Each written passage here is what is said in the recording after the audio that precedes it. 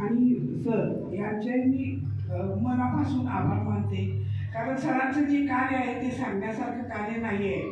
पण लक्षात ठेवा, स्त्री वर्गानं आपण आत्म्यापासून इथं जे शिकून गेले आहेत त्यांनी इतका स्वाभिमान ठेवला पाहिजे की शिवाजी महाराजांच्या पुण्यतिथीच्या निमित्तानं मानवी स्वराज्याचा हक्क हा श्री शिवाजी महाराजांचाच उद्देश होता.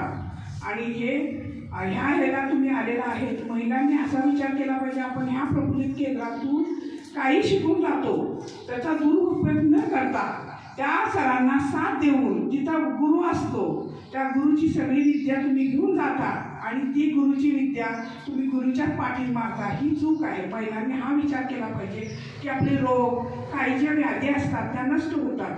त्या प्रफुल्लित केंद्राच्या सरांसाठी शुभेच्छा करून आणि प्रफुल्लित सरांचे जे आपल्याला प्राधान्य केलेलं आहे स्त्री वर्गासाठी त्यांनी खूप प्रयत्न करतात. त्या प्रयत्नाला सगळ्यांनी एकमताने लेडीजनी साथ देऊन जर त्या व्यक्तीला जर हे केलं तर आज आपल्यासाठी अशी व्यक्ती लढती, लेडीजसाठी खूप प्रयत्न करणारी कुठंतरी क्वचितच एखादी असती.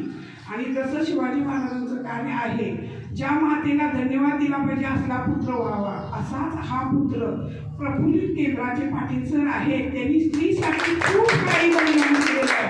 त्यासाठी एवढंच लक्षात ठेवा की आपण त्या प्रफुल्लित केंद्रात येतो आणि काय शिकतो आणि ते नॉलेज न काय घेता की तिथं जावा. तिथं खूप चांगलं आहे. मला यायला मिळत नाही हे माझं बॅडलक आहे, कारण माझा एक प्रॉब्लेम आहे. तो प्रॉब्लेम आता सॉल्व्ह झाल्यानंतर नक्कीच प्रफुल्लित केंद्रावर मी जॉईन होणार आहे. धन्यवाद.